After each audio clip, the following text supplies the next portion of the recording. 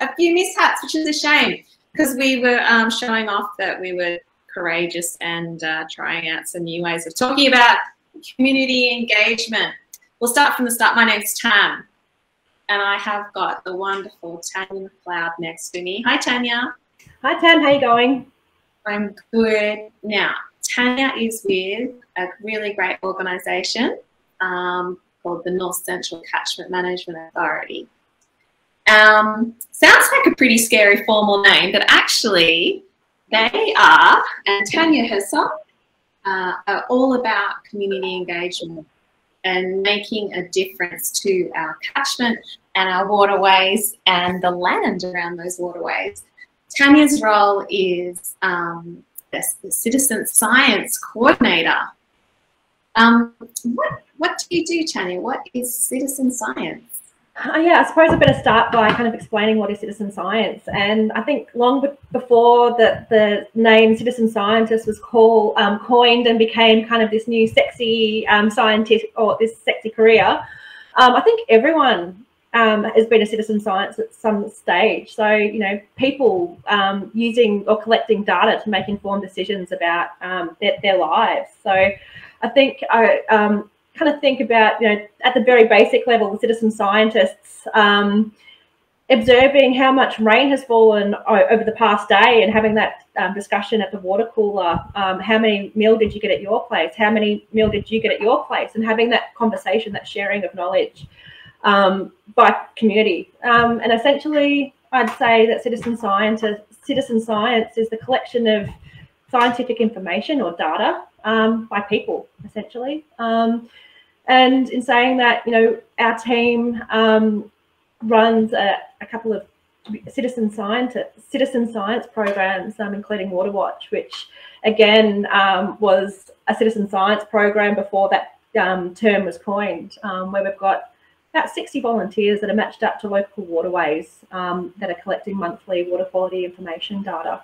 So we celebrate our 30-year anniversary next year. So we've got engaged community members that are interacting with their environment and giving us great information back that we can then kind of interpret to make decisions based on evidence. I love it. And 30 years, that's crazy. And, you know, community engagement is something that your organisation at the moment are reviewing your strategy and really having a deep think and a look at, you know, what you do well in community engagement and thinking about areas that you'd like to, you know, do even better.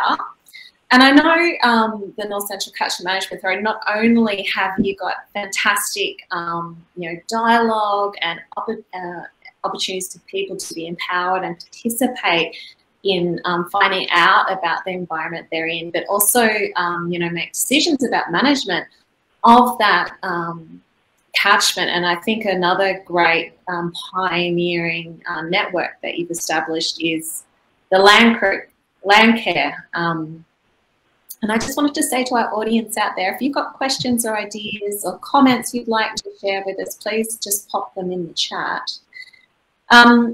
Tania, so in your work where you have, you know, been very successful in sustaining interaction with community who are out there collecting data, thinking about data, and helping to understand the world around us and make some great decisions, what sort of things are you thinking about for your community engagement? In terms of Water Watch, like, it's great that we've got, you know, some really long-standing volunteers. Some have been there from the start. We did survey our volunteers last year, and, you know, our mean age of the volunteer is about 60, predominantly Anglo-Saxon, and 2/3 are also involved in some sort of environmental volunteering. So in essence, we're sort of preaching to a converted, and, you know, there is a real need to recruit younger people to Water Watch. And people from more diverse communities, I think, to make sure that we, you know, our program is representative of the values of all community. Yeah, that's a great reflection on your work in community engagement, and thinking about well, how is our engagement going? Who are we interacting with? And what are the potentials and the benefits of expanding that? And I suppose that hard work is thinking, okay, we're doing really well doing this now. Have you thought about, or maybe even our audience might have some ideas about how you might do even better to think about maybe working with people in different age brackets and people from different cultural heritage? Yeah, and it's a hard balance, because you also want to kind of innovate without losing the steady stream of volunteers that we already have. But I suppose technology is offering new ways of interacting and engaging with a much broader audience than even just the North Central community. I kind of think of COVID was a great disruptor, and I kind of think it was probably a positive disruptor, and that it kind of made us really kind of look at the way that we were engaging if we couldn't actually engage in person in the field. So the use of technology to have WebEx, interactive meetings online, the use of apps. Everybody has got an iPhone or a device that they can then interact with their their environment through a smartphone. So looking at the use of smart technologies, looking at the way that we can connect with other communities in Victoria, in Australia, across the world, to make kind of, I suppose, spread the impact of the work that we do, and without kind of disenfranchising the core of what we do, which is some really committed volunteers collecting water quality data on a monthly basis. So things like last year we supported the Great Australian Platypus Search, which was looking at collecting enviro DNA from waterways across Victoria. So people signed up to a site, collected some water in a syringe, sent it off to the lab, and that was a Victorian-wide project that we can then kind of map where platypus are and aren't in waterways across Victoria. So that's a way of people kind of connecting with their waterway, but also what picture that's painting at a broader scale. That's fantastic. I know some people who were involved in that, and that was a wonderful project. And yeah, my son did that as well with his grandpa. Awesome. So that was a nice little intergenerational opportunity to do that. And that might be, that what you've just identified, there is like this one-off opportunity to contribute and to discover about platypuses locally, as compared to something that maybe is happening monthly. Absolutely, and it is a big time commitment. Yeah.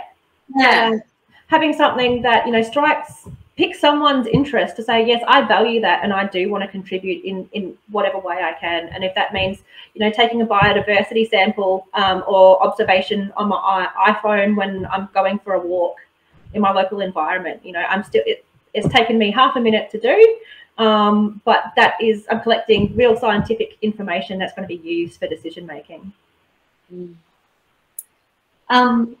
Thank you so much for your time, Tania. I just wanted to check in. I don't know, we have had a few mishaps with Facebook this morning, but to see if we do have any questions or comments coming through, I'm just going to check my Facebook page. And